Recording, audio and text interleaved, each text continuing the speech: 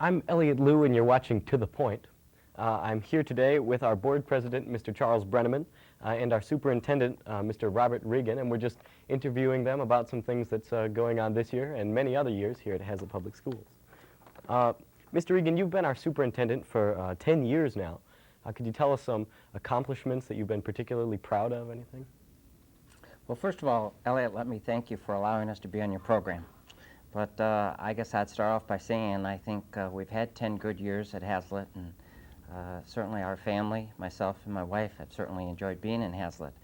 And I think really it's not my accomplishments, but certainly the district, particularly our staff and our community, have made some real inroads, I think, educationally here in Hazlet. I guess I might highlight 4 issues, and probably the number one being the most important. Over the last 10 years, we've had an opportunity to hire a considerable amount of new teachers and other staff members to the Hazlet School family. And quite frankly, I think we've done a very, very good job in bringing some outstanding people to the Hazlet Public Schools. And certainly, teachers make the difference. Mm-hmm. And so we're real proud of the people that we brought in. In fact, incidentally, just this year, we've hired about 18 new teachers. And over the last 3 years, we've hired almost 70 new teachers. So it's really kind of remarkable.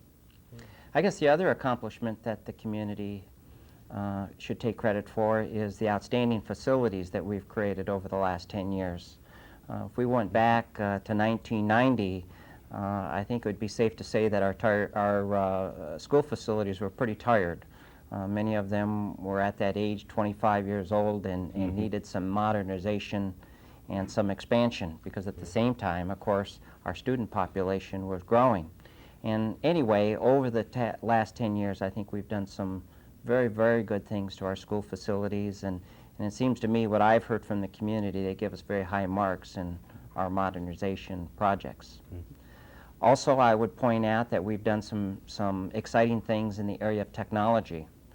Again, if we go back to 1990, in our schools, we probably might find 2 or 3 Commodores computers, in the buildings. Mm-hmm. And that was pretty much the extent of technology.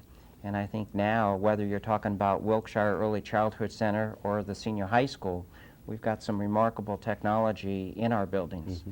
Every classroom's equipped with 1 or 2 computers. All those computers are connected to the internet. The entire computer system is networked throughout the district.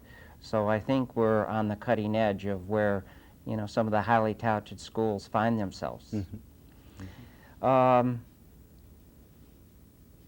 Other accomplishments, I would say I would say that I think we've done a nice job in improving and expanding our curriculum.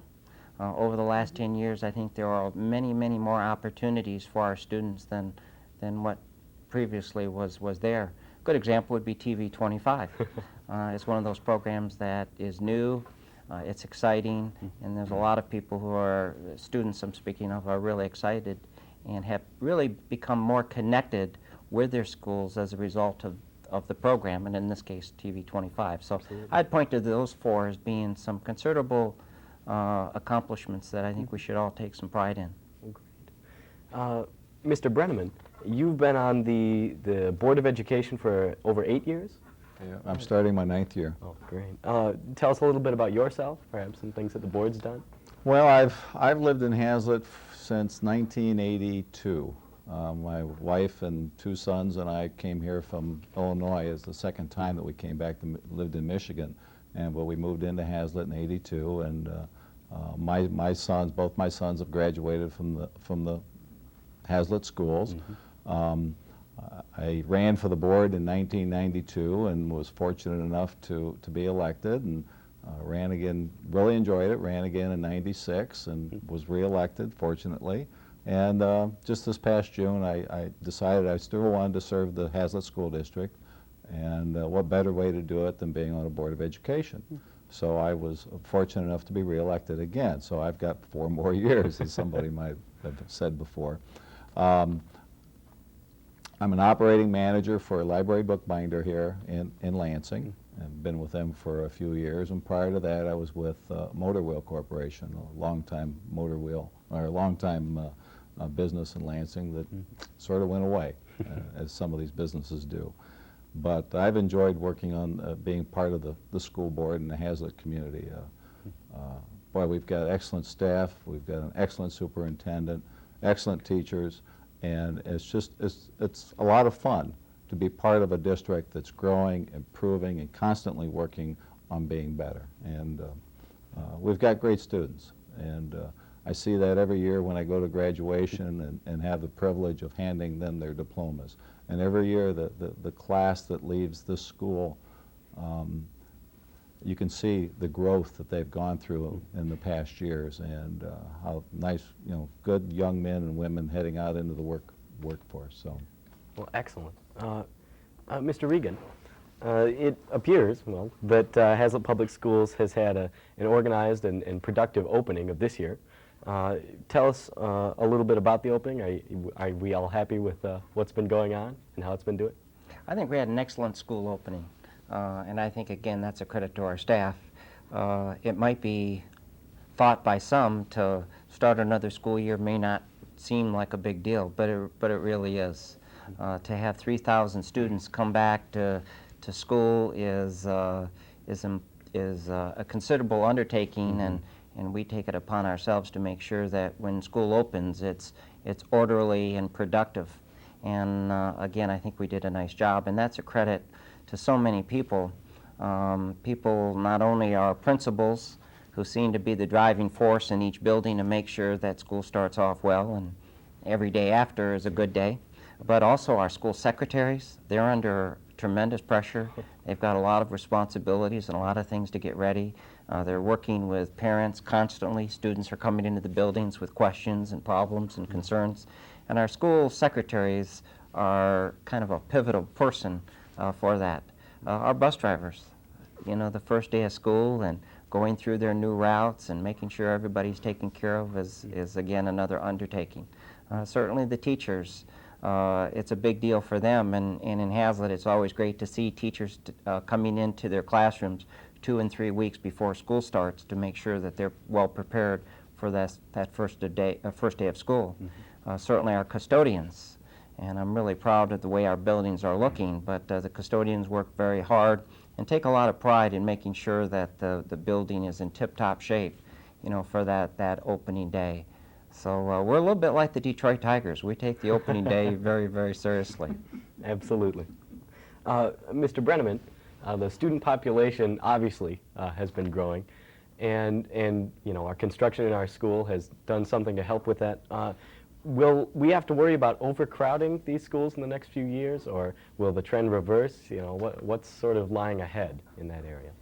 well, the demographics that we see from the information that's provided to us said that at a point in time, and we're about there, where our student population entering the district should be leveling off.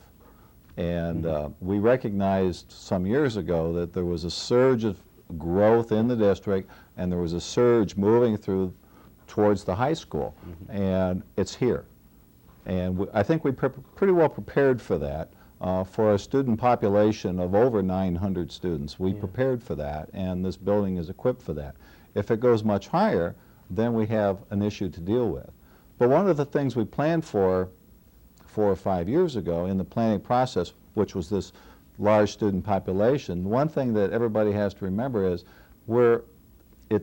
the state will only allow us to build for a population that's 4 to 5 years out, that's coming. So we did build for that, and it's here. I think that it's going to level off. There isn't a lot of new housing going up in the Hazlet School District. We always have a constant flow of people coming and going, and the mix will change at the schools.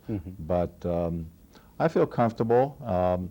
If something changes, we'll be alerted to it and watch for it and take the necessary steps to ensure that our buildings are suitable for the student population that we have. But there may be times of a little overcrowding, or in some buildings there may be times of some open space, and it sort of comes and goes. But the general pattern is that it should level out. Well, that's excellent. If I could just add, Sure. we've had, over the last 2 or 3 years, we've averaged anywhere from 50 to 100 new students a year. And in fact, this year, as Mr. Brenneman said, the projections were that we were going to start leveling off. And if I recall, I think we only budgeted for 20 additional students. Well, we were a little bit surprised when we got about, it appears that we have about 50 new students. So we're going to be about 30 over our projections. So we do continue to grow. And Elliot, you might be interested to know, back in 1990, in the high school, we had 450 students. Wow. And this fall, we had 930 students walk through the door. So that appears to be our enrollment right now, 930 students. So over this decade, we've more than doubled our student population at the high school. How things change. Yeah. Well, right back with you. Are we accepting schools of choice students this year? We are on a limited basis. We're very careful, and we spend a lot of time looking at our enrollment and determining where we might be able to accept students. We don't want to accept them at grades where we know class sizes are predicted to be at the level we want, or perhaps even a little higher. And when that's the case, we do not accept students at that particular grade. So under schools of choice, we do have the control to accept, maybe for instance, we can accept so many kindergarten students in first and second, but for instance, at our middle school, where our enrollments tend to be higher, we generally do not accept any middle school students, schools of choice students.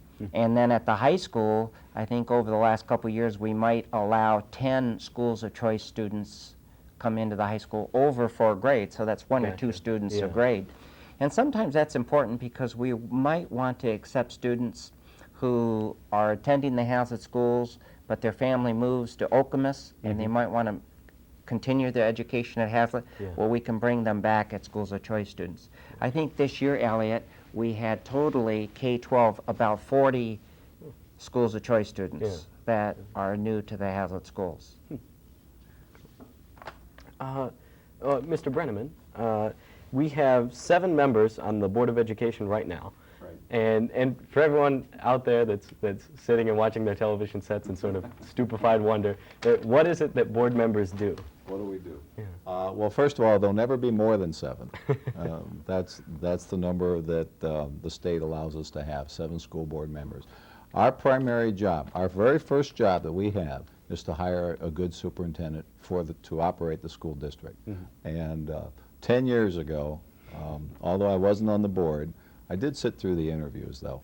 Although I wasn't on the board, the district made an excellent choice in hiring Bob Regan.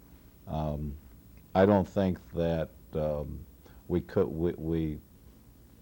have made a better choice. And even though he was new to the district, Bob made some bold steps, made some changes, and promoted the growth of the district, both educationally, both and student-wise. But that's our first job, is to hire a good superintendent, a good operating manager for the district. Okay. Our other functions are to set the policies for the district. We establish the policies that the district operates under. And based on those policies then, the superintendent and his administration, his staff, then they set the rules and regulations. They develop those from the policies. So that's our second primary purpose, is establishing the policies. Thirdly, we approve the budgets. We're responsible for the budget. We have to have a balanced budget in place July 1st every year, every school year. So Dave Martell, our business manager, and working with Bob and the principals in the buildings, they prepare a budget that they present to the Board of Education. And a lot of discussion takes place on where we're spending our money, what are we going to do this year, and projects that we want to fund, and we then approve a budget. And throughout the year, there's always changes to a budget. And throughout the year, budget amendments are presented to us for us to approve. And hopefully at the end of the year, we've managed our money properly so that we still have money in our savings account, so that we have provided our students with everything that they need to get a good education. But you know, believe it or not, most of our budget is spent on teachers, staff, you know, people. Yeah. People, and probably 80%, 80+% is spent on those people. So people are, you know, our most important asset, and good people, and we've hired some good ones in the last year. So basically, that's what we do. Major expenses of the district that the superintendent presents to us, we approve those. Make sure that competitive bids have been had, and gotten, and we review the bids, and we'll approve those projects. Interesting. Well, perhaps with some of that spare money that you talked about, here at the high school and around in many of our different schools, there have been little touch-ups and school beautifications. There's flower beds outside now. How did this come about? Exactly, the sort of school beautification, and will it continue? Is it part of the construction program, or? Well, certainly we all like nice facilities, and we like to present to the public an image that this is a nice place to be. And through Bob's leadership, a lot of this stuff, a lot of the improvements that you've seen over the summer, the flower beds, and the fencing to, you know, beautify the district, the painting, the signs at the middle school, at Raleigh, at Murphy, the new signs that we put up to identify our buildings through Bob's initiatives.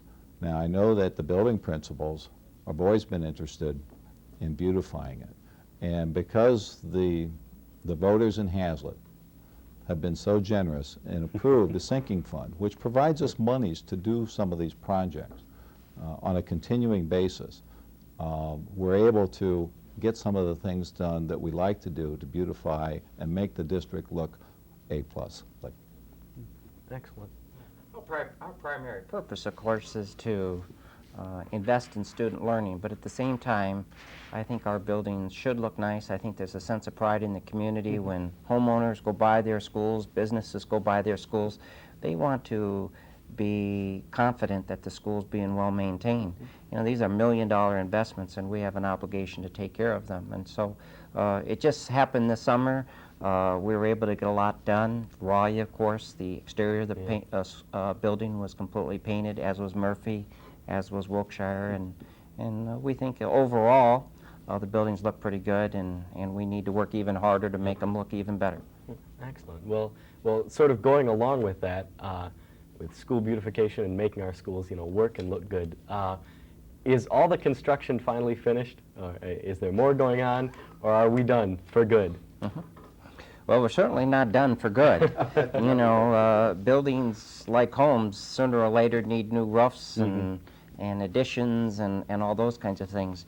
But at this point, I think most of the buildings are up to par. There are no major projects on the boards right now for any type of expansion.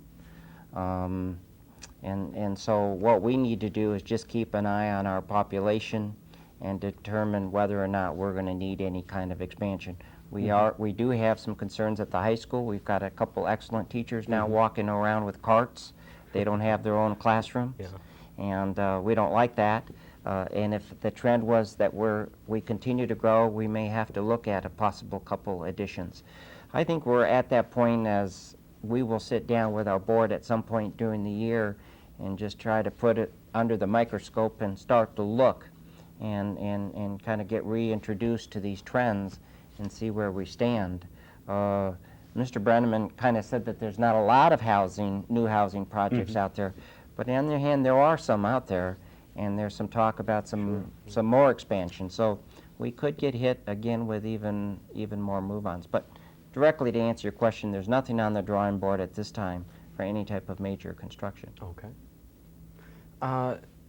Along the new construction sort of path, there's been a new ticket booth, bathroom facility, all that out by the track and the football field.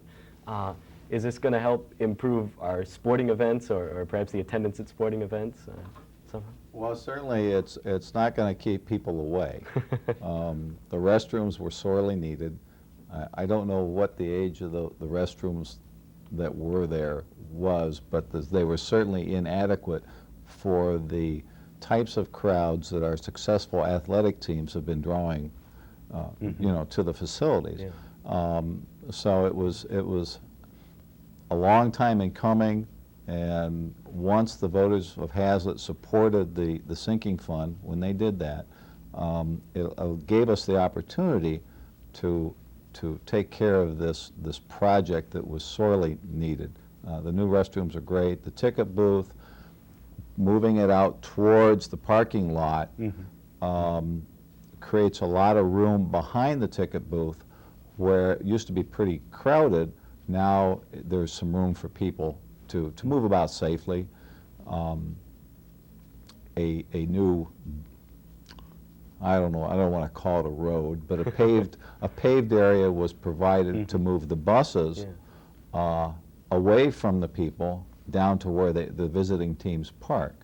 And that was a real safety improvement. Rather than having the buses come up the path and through the fence and through the crowd, now they sort of bypass the crowd. And certainly it adds to the attractiveness of our athletic facilities. And we have a lot of people that visit Hazlet, you know, athletic teams and parents from other districts, and we want to present them with good facilities and something that, you know, they feel comfortable being here. Mr. Reagan, you talked earlier about some new faculty that we've hired this year. What exactly, I mean, how many and what new faculty do we have? Not just at the high school, but all over? Well, district-wide, I believe we've hired 17 new teachers. We've hired some new teachers, again, because of our growing student population. We also had a number of retirements last year, and so for a number of reasons, we had a need for 17 new teachers this year. I think I said earlier in the program, over the last 3 years, we've hired nearly 70 teachers, so we've been very, very busy with that. Other changes with our faculty is we have 3 new administrative changes. We have a new special education director, Marshall Bryan. We have a new assistant principal here at the high school in Mr. Hicks. And we have an interim principal at Wilkshire Early Childhood Center in Mr. Hewitt. And so we've had some administrative changes. I think I checked in with the office. It appears that we've hired nearly 50 new school employees this year. And that could be cooks, custodians, bus drivers, you know, the whole gamut. So we are a big organization. And I think sometimes the community doesn't realize how big of an employer the Hazlet Public Schools is, but we certainly have a large staff. And so personnel and all that comes with personnel is a big job. And we spend a lot of time on our new hires, and we take that job very seriously. Okay, excellent. Well, I'm not the voice of dissent. But many students can't help noticing, we've tacked a few minutes onto the school day this year. Why was that, and sort of what's caused us to put that in place? Well, I can tell you we've added about 51 hours to our school year, all right, which is really over another week of school, you know, for the students. And that really came about by the legislature, and certainly our governor was pushing that. I think in some circles the education family is a little bit divided on that, but for one, I may be your enemy, Elliot, because I do think that there was a need to expand the school day and make it a little bit longer. I think it's important that we as a nation and as a state provide the best students that we can. And I think there is a correlation with the amount of time students spend in school and achievement. And so I think that was a step in the right direction.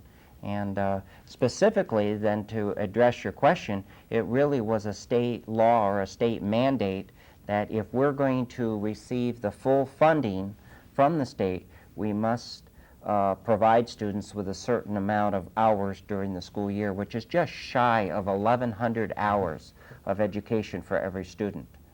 And that was, as I said, about 51-hour increase from last year. Yes. Wow. Does that number continue to grow?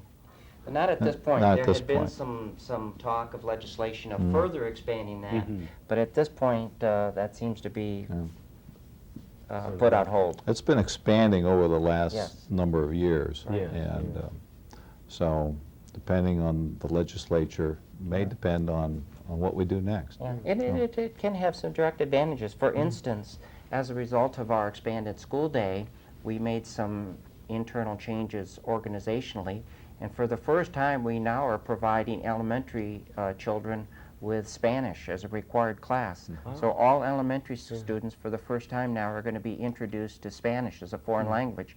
And then next year, we're planning to even expand that further. So every week, a student will get at least 1 hour of instruction in learning Spanish as a foreign language. Oh, interesting. Yeah. Well, I'd like to thank you both for being here today on the show. Well, to both of you, as a matter of fact, generically, what sort of future plans do we have for Hazlet Public Schools? What's lying down the road? And what are we shooting for? Well, you know, I've got a pretty strong philosophy on what I think is really most important, and I think that formula has worked in the past, and I think it'll continue to work. And really, I think it's important that we continue to provide a safe and orderly kind of school. Elliot, when you want to come into school, I want to make sure it's a safe school for you. It's got reasonable discipline, and it's an orderly school. I think it's paramount that we continue to hire excellent teachers and staff members. I think we need to continue to look at our curriculum and improve it. I think we need to look at new opportunities to expand programming for students. Again, I like to use TV25 as an example. To see students get connected in a program like this, that they can engage their education with something that's of interest Absolutely. in them, I think is very, very important. And so the curriculum and expanding programs is important. And then also, we haven't spent a lot of time talking about that, but it's also very, very important that we are a big business. We have now about a $23 million budget, and we need to be fiscally responsible. And the better we handle our money, that's the more money that we'll be able to spend on students and student programs. So I think it's those four things: safe, orderly school, hire good people, continue to improve the curriculum, and be fiscally responsible. I think if we can do those four things, now there's other things that are important too, bringing in technology and all those kinds of things, but I think those four things are very important. If we do those well, I think we'll continue to have an excellent school system. Absolutely. And those things that Bob just mentioned, Elliot, are the things that the board embraces also as we work together with Bob and his staff to bring about those things. And we're a team. We work together, and we all have a common vision, and that's what we're working towards. Well, thank you both very much. Thank you. Appreciate it. If anyone has any questions about any of the shows here on TV25, you can call here in the studio at 339-7358. I'd like to thank, again, my two guests for being here today and talking all about everything that's going on around the schools. I'm Elliot Liu, and this has been To The Point.